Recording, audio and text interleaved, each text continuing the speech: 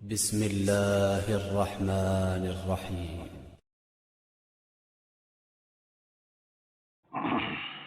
السلام عليكم ورحمة الله وبركاته.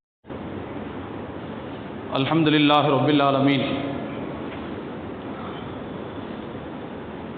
والعاقبة للمتقين والصلاة والسلام على رسوله الأمين وعلى آله وأصحابه أجمعين.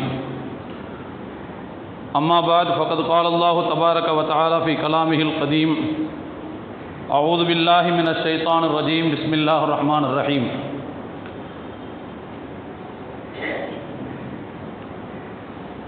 وما نرسل بالآيات إلا تخويفا.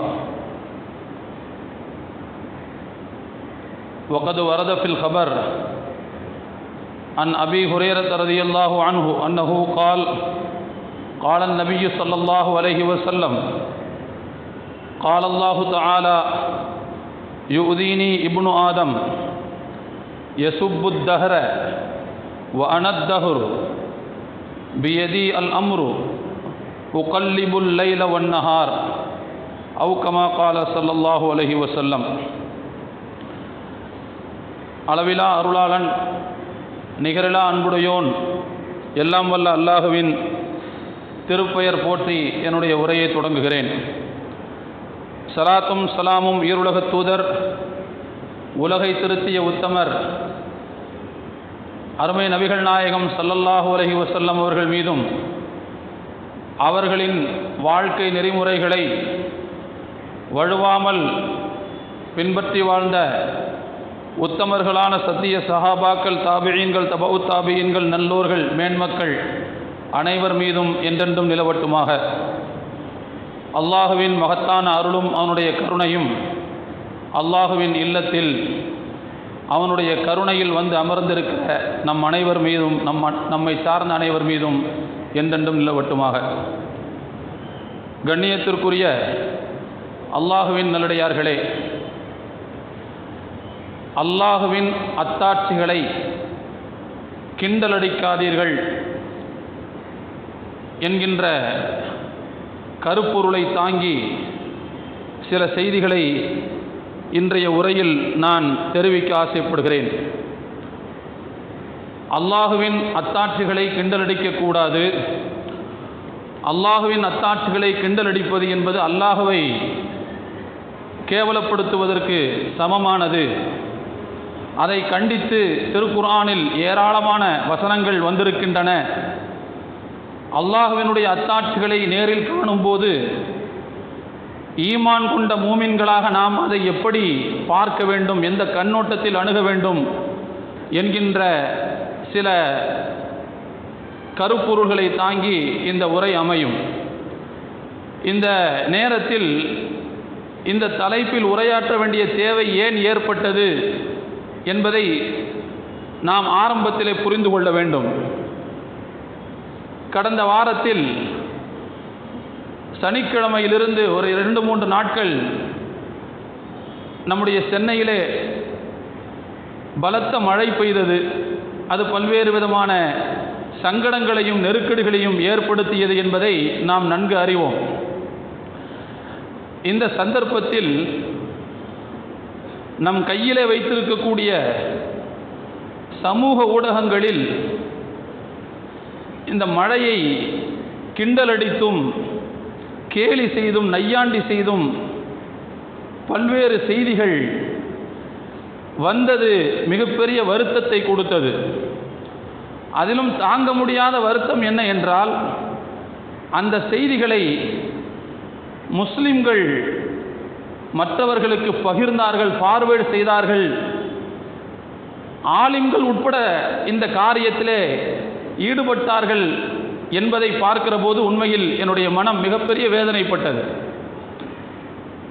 மழை, காற்று, நீர், சூரியன், சந்திரன், வெயில், குளிர், இதுவெல்லாம் அல்லாஹ்வினுடைய அத்தாட்சிகள்.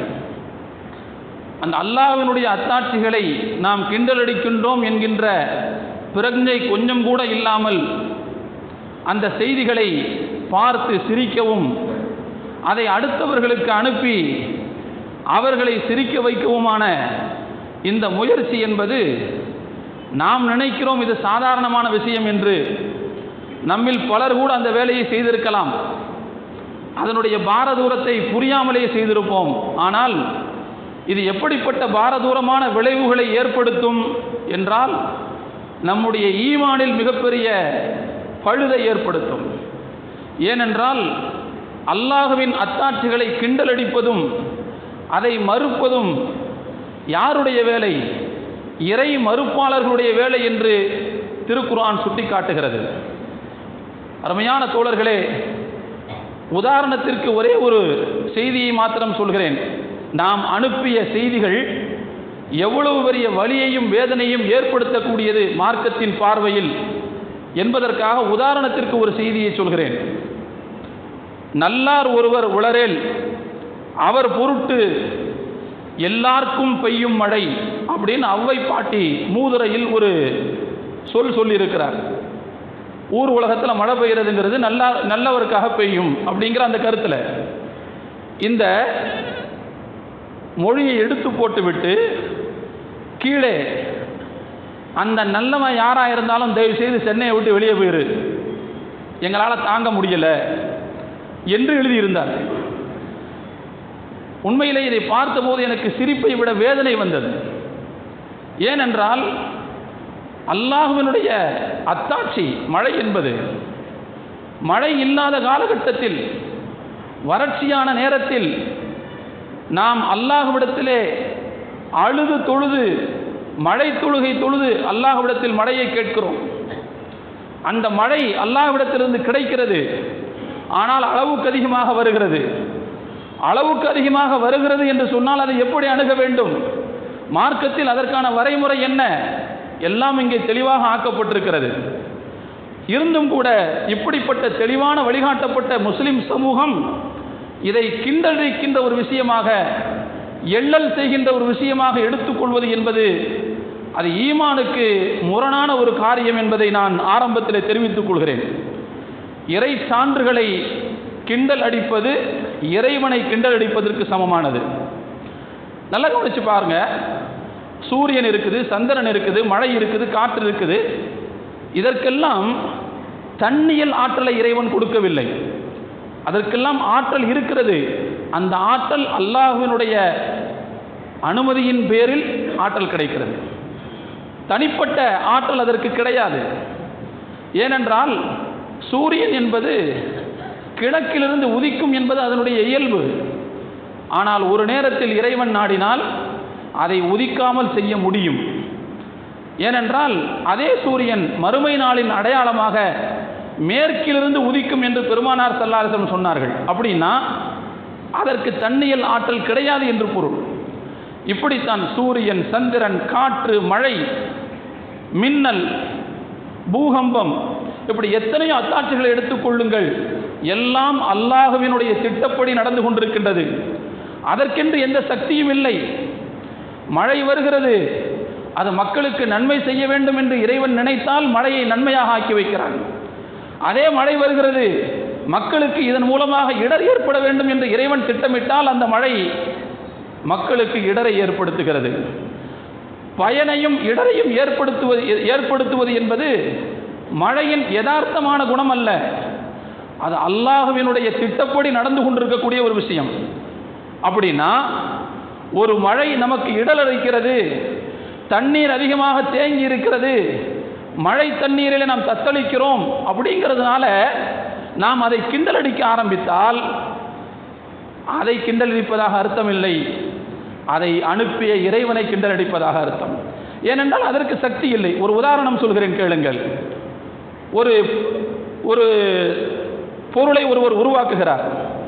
உதாரணமாக ஒரு மோட்டார்னு வச்சுக்கோங்க, அல்லது வேறு ஏதாவது ஒரு பொருளை உற்பத்தி செய்கிறார் என்று வைத்துக் கொள்ளுங்கள். அந்த பொருளை அவர் இயக்குகிறார், தூரத்திலிருந்து இயக்கி கொண்டிருக்கிறார். அந்த பொருளுடைய ஓட்டத்தையும் அசைவையும் பார்க்கின்ற மற்றொருவர் அதை கிண்டல் அடிக்கிறார் என்று வைத்துக் கொள்ளுங்கள். இப்பொழுது அவர் கிண்டல் அடிப்பது அந்த பொருளையா அல்லது அதை உருவாக்கி இப்போது இயக்கி கொண்டிருக்கிற அந்த மனிதரையா? நிச்சயமாக நான் சொல்கிறேன், அதை உருவாக்கி இயக்கி கொண்டிருக்கிற அந்த மனிதரை தான் அவர் கிண்டல் அடிக்கிறார். அதே போலத்தான் மழையை கிண்டல் அடித்தால், சூரியனை கிண்டலடித்தால், குளிரை, வெயிலை, எதை கிண்டலடித்தாலும், எதை நாம் எள்ளல் செய்தாலும் அது அல்லாஹுவை கிண்டலடிப்பதாகவே அர்த்தமாக ஆகிறது. அருமையான தோழர்களே, நபிகள் நாயகம் ஸல்லல்லாஹு அலைஹி வஸல்லம் அவர்கள் ஒரு ஹதீஸில் சொன்னாங்க, அல்லாஹ் சொல்வதாக சொன்னார்கள், யூதீனி இப்னு ஆதம், மனிதன் என்னை புண்படுத்துகிறான். அல்லாஹ் சொல்றானா, மனிதன் என்னை புண்படுத்துகிறான். எப்படி புண்படுத்துறான்? யசுப்பு தஹர, காலத்தை அவன் ஏசுகிறான். வ அனத்தஹரு, காலத்தை இயக்குபவன் நானாக இருக்கிறேன். நான் இயக்குகிற காலத்தை, நான் நடத்தி கொண்டிருக்கிற காலத்தை, பியதி அல் அம்ரு, அதிகாரம் என் கையில் இருக்கிறது. உகல்லிபுல் லைல வன்னஹார், இரவையும் பகலையும் நான் மாறி மாறி வரச் செய்து காலத்தை இயக்கி கொண்டிருக்கிறேன். நான் காலத்தை இயக்கி கொண்டிருக்கும் போது காலத்தை மனிதன் ஏசினால் அவன் என்னை புண்படுத்துகிறான், என்னை ஏசுகிறான். இது நான் சொல்லவில்லை, அல்லாஹ் சொன்னதாக அருமை நாயகம் ஸல்லல்லாஹு அலைஹி வஸல்லம் குறிப்பிடுகிறார்கள். காலம் என்பது இறைவனுடைய ப்ராடக்ட், இறைவன் உருவாக்கிய விஷயம், அவன் நடத்தி கொண்டிருக்கிற விஷயம், அவன் பராமரித்துக் கொண்டிருக்கிற விஷயம். அதை ஒருவர் ஏசுகிற போது அல்லாஹுவை ஏசுகிறான் என்று நபிகள் நாயகம் ஸல்லல்லாஹு அலைஹி வஸல்லம் சொன்னார்கள். அதே போல இன்னொரு ஹதீஸில் ரசூலுல்லாஹ் சொல்றாங்க, லா தசுப்புர் ரியாஹ, காற்றை ஏசாதீர்கள், காற்றை திட்டாதீர்கள். கொஞ்சம் அதிகமாக காத்தடிச்சிருச்சு, நீங்கள் வச்சிருந்ததெல்லாம் பறந்து போயிருச்சு அப்படிங்கிறதுனால காற்றை திட்டாதீங்க. ஃபஇன்னஹா மின் ரௌஹில்லாஹி, அந்த காற்று என்பது அல்லாஹுவின் கருணையிலிருந்து வெளிவருகிறது, அல்லாஹுவின் கருணையிலிருந்து வெளிவருகிறது. தஅதி பிர் ரஹ்மத்தி வல் அதாபி, அதே காற்று அல்லாஹுவின் மழையையும் கொண்டு வருகிறது, சில நேரங்களில் வேதனையையும் கொண்டு வருகிறது. சில சமூகத்துக்கு அல்லாஹ் காற்றின் மூலமாக அழிவை கொடுத்தான், தண்டனையும் கொண்டு வருகிறது. அதனால காற்று வந்துச்சா நீங்க அதை திட்டாதீங்க, மாறாக அல்லாஹ்விடத்திலே கேளுங்கள். வலாக்கின் சலுல்லாஹ மின் ஹைரிஹா வ தஅவ்வது பில்லாஹி மின் ஷர்ரிஹா, காற்று வந்தால் அதை ஏசாதீர்கள், அதன் நன்மையை அல்லாஹ்விடத்தில் கேளுங்கள், அதனுடைய தீமையிலிருந்து அல்லாஹ்விடத்தில் பாதுகாப்பு கோருங்கள் என்று நபிகள் நாயகம் ஸல்லல்லாஹு அலைஹி வஸல்லம் சொல்லி தந்தார்கள். அருமையான தோழர்களே, அப்போ காற்றை ஏசுவது அதை அனுப்புகிற இறைவனை ஏசுவதற்கு சமமானது. அப்படி வந்தா என்ன செய்யணுங்கிறதையும் ரசூலுல்லாஹ் சேர்த்து சொல்லி தர்றாங்க. எனவே அருமையான தோழர்களே, திருக்குர்ஆனிலே அல்லாஹுவினுடைய அத்தாட்சிகளை கிண்டல் அடிப்பதை கண்டித்து பல்வேறு வசனங்கள் வந்திருக்கின்றன. ஒரு இடத்துல அல்லாஹ் நபிகள் ஸல்லல்லாஹு அலைஹி வஸல்லம் உங்களை பார்த்து சொல்றான், வலஇன் சஅல்தஹும் லயகூலுன்ன இன்னமா குன்னா நஹூது வ நல்அபு குல் அபில்லாஹி வ ஆயாத்திஹி வ ரசூலிஹி குன்தும் தஸ்தஹ்சிஊன். நபியே, நீங்கள் அவர்களிடத்தில் கேட்டு பாருங்கள். நயவஞ்சகர்கள்ட்ட அல்லாஹ் சொல்றான், நயவஞ்சகர்கள்ட்ட நீங்க கேட்டு பாருங்க. உடனே அவங்க சொல்லுவாங்க, நாங்க சும்மா கேலி கிண்டலுக்காக பேசிக்கிட்டு இருந்தோம்னு சொல்லுவாங்க. அப்ப நீங்க திரும்ப அவங்கள்ட்ட கேளுங்க, குல் அபில்லாஹி வ ஆயாத்திஹி வ ரசூலிஹி குன்தும் தஸ்தஹ்சிஊன். நீங்கள் கிண்டல் அடிப்பதற்கு அல்லாஹ் தான் கிடைத்தானா? நீங்கள் கேலி செய்வதற்கு அல்லாஹ்வின் அத்தாட்சிகள் தான் கிடைத்ததா? நீங்கள் கேலி செய்வதற்கு அல்லாஹ்வினுடைய ரசூல் தான் இலக்கா? கேளுங்கள் அவர்களிடத்தில் என்று அல்லாஹ் குறிப்பிடுகிறார். அருமையான தோழர்களே, இது வேறொரு காரணத்தை முன்னிட்டு இந்த வசனம் இறங்கி இருந்தாலும் கூட இந்த ஆயத்திலே அல்லாஹ் சொல்லக்கூடிய செய்தி நமக்கு மிக முக்கியமானது. அல்லாஹுவினுடைய அத்தாட்சிகள், வசனங்கள் என்று பொருளும் இருக்கிறது, அத்தாட்சிகள் என்ற பொருளும் இருக்கிறது. அல்லாஹ் இங்கே அதை பொதுமையாகத்தான் பயன்படுத்துகிறான். எனவே அல்லாஹுவினுடைய அத்தாட்சிகளையா நீங்கள் கிண்டல் அடிக்கின்றீர்கள் என்று கேளுங்கள் என்று நயவஞ்சர்களை பார்த்து கேட்க சொல்லி அல்லாஹ் குர்ஆனிலே குறிப்பிடுகிறான். இன்னொரு இடத்துல நம்மளை பார்த்து அல்லாஹ் சொல்றான், வலா தத்தஹிது ஆயாத்தில்லாஹி ஹுசுவா, அல்லாஹுவின் அத்தாட்சிகளை நீங்கள் கிண்டல் அடிக்கின்ற இலக்காக ஆக்கிக் கொள்ளாதீர்கள், கேலியாக ஆக்கிக் கொள்ளாதீர்கள் என்று அல்லாஹ் குறிப்பிடுகிறான். இன்னொரு இடத்துல அல்லாஹ் திருக்குர்ஆன்ல சொல்றான், இதா சமிஅத்தும் ஆயாத்துல்லாஹி யுக்ஃபரு பிஹா வ யுஸ்தஹ்ஸஉ பிஹா, அல்லாஹுவின் அத்தாட்சிகள் மறுக்கப்படக்கூடிய இடத்தில் நீங்கள் இருந்தால், அல்லாஹுவினுடைய அத்தாட்சிகள் கிண்டல் அடிக்கப்படக்கூடிய ஒரு செய்தியை நீங்கள் காதில் கேட்டால். அருமையான தோழர்களை, நாம் எல்லோரும் இந்த மழை சம்பந்தமான மீம்ஸுகளை பார்த்து சிரிச்சிருப்போம், பல பேருக்கு நாம் அதை அனுப்பியிருக்கலாம், அந்த தவறை நாம் செய்திருப்போம். அல்லாஹ் சொல்கிறான், கேளுங்கள், அல்லாஹுவினுடைய அத்தாட்சி மறுக்கப்படக்கூடிய ஒரு செய்தியை அல்லது கேலி செய்யப்படக்கூடிய ஒரு செய்தியை நீங்கள் செவியுற்றால், அல்லாஹ் சொல்றான், ஃபலா தக்உதுமாஹும், அவ்வாறு கேலி செய்பவர்களுடன் நீங்கள் அமர்ந்திருக்காதீர்கள். அவங்களோட ஒண்ணா ஒரு சபையில் உட்காராதீங்க. ஹத்தா யகூலு ஃபி ஹதீஸின் கைரி, அவங்க அந்த பேச்சை விட்டுட்டு வேற பேச்சுக்கு மாறணும். அவங்க அப்ப நீங்க அங்க உட்காரலாம். அப்படி இல்லாம அதே பேச்சு, கிண்டல் அடிக்கின்ற பேச்சு தொடர்ந்து நடக்கிற போது நீங்கள் அந்த சபையில் ஒருவராக பங்கேற்று இருந்தீர்கள் என்று சொன்னால், இன்னக்கும் இதம் மிசுலுகும், அவர்களைப் போலவே நீங்களும் கிண்டல் அடிப்பவர்களாக மாறிவிடுவீர்கள். நான் சொல்லவில்லை, அல்லாஹ் சொல்லக்கூடிய திருவசனம். எனவே அருமையான தோழர்களே, திருக்குர்ஆனிலே அல்லாஹு தஆலா அல்லாஹ்வினுடைய வசனங்கள், அல்லாஹ்வினுடைய அத்தாட்சிகள், பிரபஞ்ச அத்தாட்சிகள், இதையெல்லாம் கேலி செய்வதை மிகப்பெரிய அளவில் கண்டிக்கின்ற வசனங்களை நாம் திருக்குர்ஆனிலே பார்க்கிறோம். சரி, ஒரு மூமினாக, ஒரு முஸ்லிமாக அல்லாஹ்வினுடைய அத்தாட்சிகளை நேரில் பார்க்கிற போது நாம் எப்படி நடந்து கொள்ள வேண்டும்? எப்படி நடந்து கொள்வதற்கு நபி ஸல்லல்லாஹு அலைஹி வஸல்லம் அவர்கள் நமக்கு வழிகாட்டி இருக்கிறார்கள்? நம்முடைய ஸலஃபு ஸாலிஹீன்கள் முன்னோர்கள் நமக்கு எப்படிப்பட்ட பாதையை அமைத்து கொடுத்திருக்கிறார்கள்? நிச்சயமாக நாம் அதை தெரிந்து கொள்ள வேண்டும். அதை தெரிந்து கொள்ள தவறியதன் விளைவுதான் நாம் இன்றைக்கு இது போன்ற காரியங்களை கிண்டல் எடுத்துக் கொண்டிருக்கிறோம். அருமையான தோழர்களே, நாம் என்றால் இங்கிருக்கிற நம்மை மட்டும் சொல்லவில்லை, முஸ்லிம் சமூகம் இந்த தவறை செய்கிறது. ஏனென்றால் அன்றைக்கு இது மாதிரியான செய்திகளை தொடர்ந்து பகிர்ந்து கொண்டிருந்தவர்களிடையே நான் பார்த்தபோது நிறைய முஸ்லிம்களுடைய பெயர்கள் வந்ததை நான் பார்த்தேன். அதனால் சொல்கிறேன். எனவே இந்த சமூகத்திற்கு அல்லாஹ்வினுடைய அத்தாட்சிகளை பார்க்கின்ற நேரத்தில் மார்க்கம் என்ன வழிகாட்டி இருக்கிறது என்பதை தெரிந்து கொள்ள வேண்டிய கட்டாயமும் தெரிவிக்க வேண்டிய பொறுப்பும் இந்த சமூகத்திற்கு இருக்கிறது. அந்த கடமையினுடைய உந்துதலின் காரணத்தினால் தான் நான் இந்த செய்தியை இங்கே சொல்கிறேன். அருமையான தோழர்களே, அல்லாஹ்வினுடைய அத்தாட்சிகள் வருகிற போது மார்க்க ரீதியாக நாம் அதை எப்படி பார்க்க வேண்டும்? முதலாவது விஷயம், மனிதன் தன்னுடைய பலவீனத்தை உணர வேண்டும். நான் பலவீனமானவன், அல்லாஹ்வின் சக்திக்கு முன்னால் நான் எதுவும் கிடையாது. ஏனென்றால் நான் எந்த தண்ணீரை கையில் வைத்திருப்பேனோ, எந்த தண்ணீரை நான் குவளையில் வைத்திருப்பேனோ, எந்த தண்ணீரை என்னுடைய வீட்டு டேங்கில் வச்சிருப்பேனோ, அதே தண்ணி கொஞ்சம் அதிகமாயிருச்சுன்னா என்னால் ஒன்றும் பண்ண முடியல. என்னால் தத்தளிக்க வேண்டிய தேவை தான் வருது. சாப்பிட முடியல, என்னுடைய சகஜ வாழ்க்கை ஸ்தம்பித்து போய்விடுகிறது.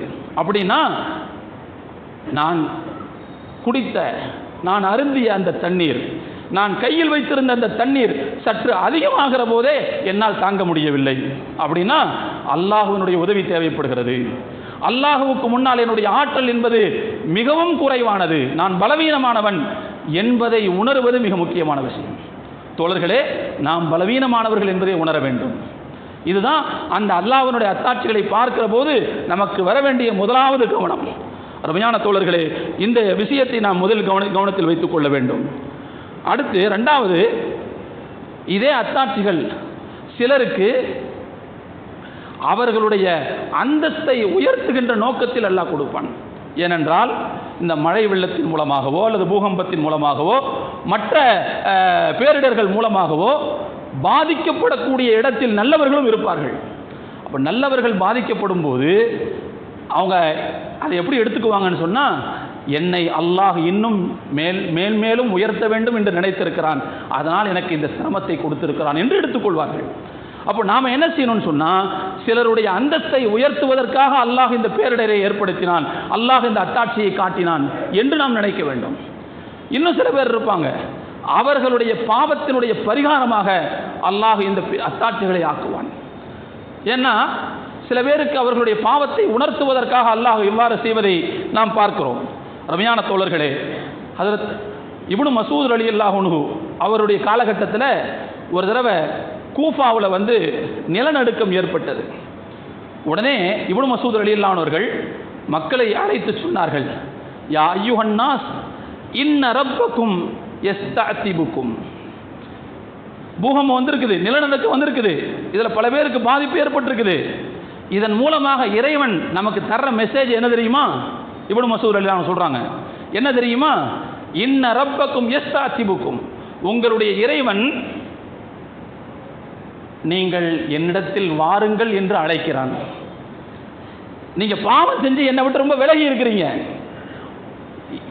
இறைவனாகிய எனக்கும் உங்களுக்கும் இடையில் மிகப்பெரிய டிஸ்டன்ஸ் இருக்குது. நீங்க ரொம்ப தூரம் விலகி போயிட்டீங்க.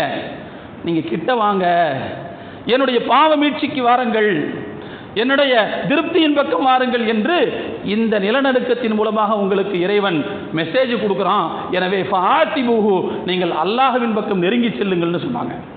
அப்படின்னா என்ன அர்த்தம்? பாவங்களின் மூலமாக தங்களை மாசுபடுத்தி கொண்டவர்கள், அல்லாஹ்வினுடைய கருணை பார்வையிலிருந்து தங்களை விலக்கி கொண்டவர்களை மறுபடியும் தன்னுடைய கருணை போர்வைக்குள் இழுத்துக் கொள்வதற்கு, அவர்களுடைய பாவங்களை மன்னிப்பதற்கு அல்லாஹ் இது போன்ற பேரிடர்களை ஒரு முக்கியமான காரணமாக வைக்கிறான். அப்போ ஒரு முஸ்லிமாக இந்த மழை வெள்ளத்தினுடைய சேதத்தை பார்க்கிற போது நம்முடைய கவனம் என்ன வர வேண்டும்?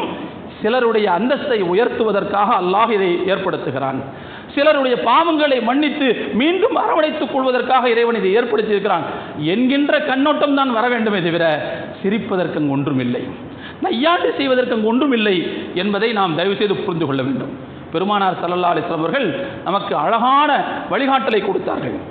ஆயிஷா ரலியல்லாஹு அன்ஹா அவர்கள் அருமை நாயகம் ஸல்லல்லாஹு அலைஹி வஸல்லம் அவர்களை பார்த்து ஒரு முறை கேட்டார்கள், அல்லாஹ்வின் தூதரே, அன்னாசு இதா ரஅவ் அல் கைம ஃபரிஹு ரஜா அன் யகூன ஃபீஹில் மத்தர்.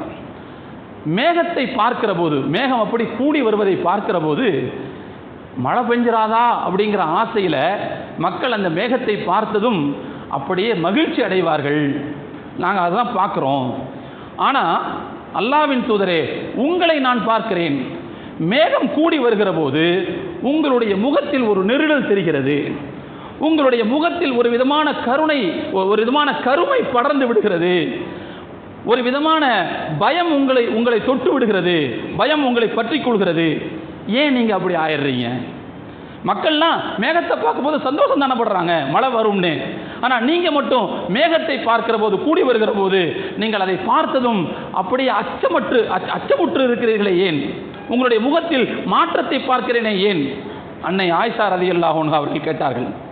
பெருமானார் ஸல்லல்லாஹு அலைஹி வஸல்லம் அவர்கள் சொன்னார்கள், யா ஆயிஷா, வமா யுஅம்மினுனி அன் யகூன ஃபீஹா அஸாபுன். மக்கள்லாம் அதை பார்த்தவொன்னே சந்தோஷப்படுறாங்க, ஓகே மழை வரும்னு. ஆனால் வர்ற மேகம் மழையத்தான் கொண்டு வருதா அல்லது அதாபை கொண்டு வருதான்னு யாருக்கு தெரியும்? வர்ற மேகத்தில் மழை மட்டும்தான் வருது அப்படின்னு யாருக்கு தெரியும்? சேர்ந்து அதாபம் வரலாம் இல்லையா? ஏனென்றால் இதற்கு முன்னுள்ள சமூகம் காற்றின் மூலமாக அழிக்கப்பட்டிருக்கிறார்கள். இதேபோல் ஒரு முறை காற்று வீசியது, மேகம் அப்படியே நெருங்கி கொண்டு வந்தது. அந்த சமூகம் அந்த மேகம் நெருங்கி வந்ததை பார்த்து சொன்னார்கள், ஹாதா ஆரிதும் மும்திருனா, இதோ மழை பொழிவிக்கக்கூடிய மேகம் இதோ வந்திருக்கிறது என்று அவர்கள் அந்த மேகத்தை பார்த்து சொன்னார்கள். ஆனால் என்ன ஆச்சு? மழை பொழிவிக்கின்ற மேகமாக அது இருக்கவில்லை, மாறாக துதம்மிரு குல்ல செய்யும் அம்ரி ரப்பிஹா, அல்லாஹ்வினுடைய கட்டளையின் பேரில் அனைத்தையும் துவம்சம் செய்யக்கூடிய ஒரு பெருமழையாக அது மாறி போனது. ஆனால் அவங்க என்ன நினைச்சாங்க? அதை பார்த்து வெறும் மழை தான் நினைச்சாங்க. ஆனால் அனைத்தையும் துவம்சம் செய்யக்கூடிய மழையாக அது மாறுச்சு. அதனால மேகத்தை பார்க்கும்போது எனக்கு அந்த அச்சம் வருகிறது என்று நபிகள் நாயகம் ஸல்லல்லாஹு அலைஹி வஸல்லம் சொன்னார்கள். அதனால தான் நம்ம ஹதீஸில் பார்க்குறோம், இந்த மாதிரி மேகம் கூடி வருகிற போது, லேசாக காற்றடிக்கிற போது ரசூலுல்லாவுக்கு இருப்பு கொள்ளாமல் வீட்டில் உட்கார்ந்துருக்க மாட்டாங்களாம். என்ன செய்வாங்க? பள்ளிவாசலுக்கு வந்து இங்கேயும் அங்கேயும் குறுக்கும் நெடுக்குமாக நடந்து கொண்டே இருப்பார்கள். உடனே போய் தொழுகையில் நிற்பார்கள். எப்பொழுது அந்த காற்று நிற்கிறதோ, எப்பொழுது அந்த மேகம் விலகுகிறதோ, அதற்கு பிறகுதான் பெருமானாருடைய முகத்தில் புன்முறுவலை பார்க்க முடியும் என்று ஹஜ்ரத் ஆயிஷா ரலியல்லாஹு அன்ஹா அவர்கள் அறிவிக்கின்ற செய்தியெல்லாம் நாம் பார்க்கிறோம். ரபியான தோழர்களே, அப்படின்னா என்ன கவனிக்கணும்? நாம வரக்கூடிய இறை அத்தாட்சியாக கூட அது இருக்கலாம், அப்படித்தானே அதை பார்க்க வேண்டும். அதே போல இன்னொரு ஹதீஸில் பார்க்குறோம், ஒரு தடவை ஹஜ்ரத் ரசூலுல்லாஹி ஸல்லல்லாஹு அலைஹி வஸல்லம் உடைய மகன், சின்ன குழந்தை, 16 மாத குழந்தை இப்ராஹிம் ரலியல்லாஹு அன்ஹு அவர்கள் இறந்து போகிறார்கள். அந்த நேரத்தில் சூரிய கிரகணம் ஏற்படுகிறது. மக்கள் எல்லாம் பேசிக்கிறாங்க, ரசூலுல்லாவுடைய மகன் இறந்து போயிட்டாரு, அதனால தான் சூரியனே கிரகணம் முடிச்சிருச்சு அப்படின்னு பேசிக்கிட்டாங்க.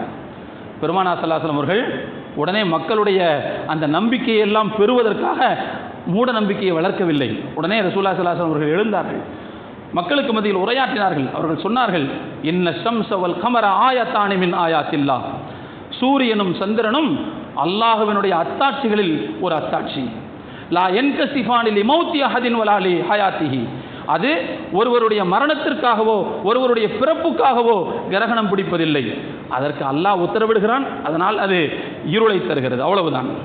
எனவே அதற்கும் ஒருவருடைய பிறப்புக்கும் முடிச்சு போடாதீர்கள், ஒருவருடைய இறப்புக்கும் கிரகணத்திற்கு முடிச்சு போடாதீர்கள் அப்படின்னு சொல்லிட்டு ஃபைதா ரஐத்துமூஹா, கிரகணத்தை நீங்கள் பார்த்தால், கிரகணம் என்பதும் அல்லாஹ்வுடைய அத்தாட்சிகளில் ஒன்று, அவனுடைய அத்தாட்சிகளில் ஒன்று. நாமெல்லாம் என்ன நினைக்கிறோம், பகல்னா சூரியன் இருக்கணும், வெயில் அடிக்கணும், அதெல்லாம் பகல் நினைச்சிருக்கிறோம். நாம் நினைக்கின்ற அதே பகலில் வெயில் அடிக்கக்கூடிய அதே நேரத்தில் பகலாக இருக்கின்ற நேரத்திலேயே என்னால் இருளை கொண்டு வர முடியும் என்று தன்னுடைய சக்தியை வெளிக்காட்டுகிற சான்றுதான், இறை சான்றுதான் அந்த கிரகணம் என்பது. ரசூலுல்லாஹ் சொல்றாங்க, அது அல்லாஹ்வுடைய அத்தாட்சிகளில் ஒன்று. அந்த அத்தாட்சியை நீங்கள் பார்த்தீங்கன்னு சொன்னால் என்ன செய்யணும், ஃபஃப்ஸஉ இலஸ்ஸலாத், தொழுகையின் பக்கம் விரைந்து செல்லுங்கள்னு சொல்கிறாங்க. அன்னைக்கு மழை பெய்யும் போது எத்தனை பேர் நம்ம தொழுதுருப்போம்? அன்னைக்கு மழை நமக்கு சங்கடத்தை ஏற்படுத்திய போது அல்லாஹ்விடத்தில் கையேந்து எத்தனை பேர் இஸ்திக்பார் கேட்டிருப்போம்? தயவுசெய்து தோழர்களே, நாம் மனதில் கை வைத்து நம்மை நாமே பரிசீலனைக்கு உட்படுத்தி கேள்வி கேட்டுக்கொள்ள வேண்டிய தேவை இருக்கிறது. ரசூலுல்லாஹ் சொல்றாங்க, இந்த மாதிரியான அத்தாட்சிகளை பார்த்தால் ஃபஃப்ஸஉ இலஸ்ஸலாத், தொழுகையின் பக்கம் விழுந்தடித்து செல்லுங்கள், தொழுங்கங்கிறாங்க. ஒதுக்குருல்லாஹ, அல்லாஹ்வை நீங்கள் திக்ர் செய்யுங்கள், அல்லாஹ்விடத்தில் மன்னிப்பு கோருங்கள், அல்லாஹ்வை பெருமைப்படுத்துங்கள், வகப்பிரூஹு, அவனை பெருமைப்படுத்துங்கள், வதஸத்தகு, நீங்கள் தர்மம் செய்யுங்கள். அல்லாஹ்வுடைய கிருபையால் இந்த மழை நேரத்திலும் கூட முஸ்லிம் சகோதரர்கள் பல பேர் இல்லாதவர்களுக்கு, முடியாதவர்களுக்கு, சிரமப்படக்கூடியவர்களுக்கு உதவி செய்தார்கள் என்பது உண்மையில் நன்றிக்குரிய ஒரு காரியம், அதில் எந்த விதமான சந்தேகம் இல்லை. அவர்களுக்கு அல்லாஹ் நிரம்ப கூலிகளை வழங்க வேண்டும் என்று நாம் துவா செய்வோம். நபி ஸல்லல்லாஹு அலைஹி சொல்றாங்க, நெருக்கடியான காலகட்டத்தில் நீங்க தர்மமும் செய்யுங்கிறாங்க.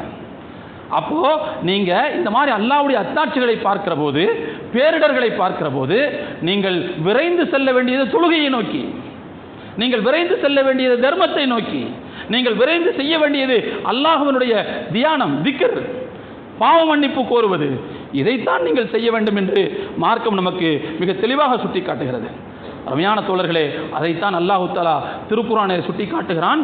வமா நுர்சிலு பில் ஆயாத்தி இல்லா தஹ்வீஃபா, பேரிடர்களை நாம் ஏன் ஏற்படுத்துகிறோம்?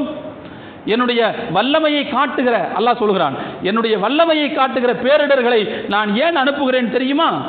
இல்லா தஹ்வீஃபா, அச்சுறுத்தி எச்சரிக்கை தருவதற்காகத்தான் அனுப்புகிறோம் என்று அல்லாஹ் குறிப்பிடுகிறான். வமா நுர்சிலு பில் ஆயாத்தி இல்லா தஹ்வீஃபா, பாடம் தருவதற்காக, பாடம் புகட்டுவதற்காக, அச்சமூட்டி எச்சரிக்கை செய்வதற்காக தவிர வேறு எந்த காரணத்திற்காகவும் நாம் பேரிடர்களை அனுப்புவதில்லை, அத்தாட்சிகளை அனுப்புவதில்லை என்று அல்லாஹ் குறிப்பிட்டு காட்டுகிறான். எனவே அருமையான தோழர்களே, கடந்தது கடந்ததாக இருக்கட்டும், இனிமேல் நடப்பது நல்லவைகளாக இருக்க வேண்டும். இது போன்ற பேரிடர்களை பார்க்கிற போது நாம் அல்லாஹ்விடத்திலே பாவ மன்னிப்பு கேட்க வேண்டும். அதனுடைய பாதிப்புகளிலிருந்து எவ்வளவு சீக்கிரம் மீள முடியுமோ அவ்வளவு சீக்கிரம் இறைவா எங்களை மீட்டெடுத்து விடு என்று அல்லாஹ்விடத்தில் துஆ செய்ய வேண்டும். இதுதான் மார்க்க ரீதியாக நமக்கு வந்திருக்கக்கூடிய வழிகாட்டல் என்பதை நாம் தயவு செய்து புரிந்து கொள்ள வேண்டும். எனவே யாரெல்லாம் தெரியாமல் இப்படிப்பட்ட கிண்டல் கேலிகளில் ஈடுபட்டதாக, ஃபார்வேர்டு செய்திகளில் ஈடுபட்டதாக நாம் நினைக்கிறோமோ அவர்கள் அனைவரும் அல்லாஹ்விடத்திலே இருகரமேந்தி தௌபா செய்து விடுவது நல்லது என்கின்ற செய்தியோடு எல்லாம் வல்ல இறைவன் மார்க்கத்தின்படி நடக்கக்கூடிய நல்ல வாய்ப்பை உங்களுக்கும் எனக்கும் நம்மை சார்ந்த அனைவர்களுக்கும் என்றென்றும் தந்தருள்வானாக என்று வேண்டி விரும்பி துஆ செய்தவனாக என்னுடைய உரையை நிறைவு செய்கிறேன். வாஹிரு தாவானா அனில் ஹம்துலில்லாஹி ரப்பில் ஆலமீன். அஸ்ஸலாமு அலைக்கும் வரஹ்மத்துல்லாஹி வபரகாத்துஹு.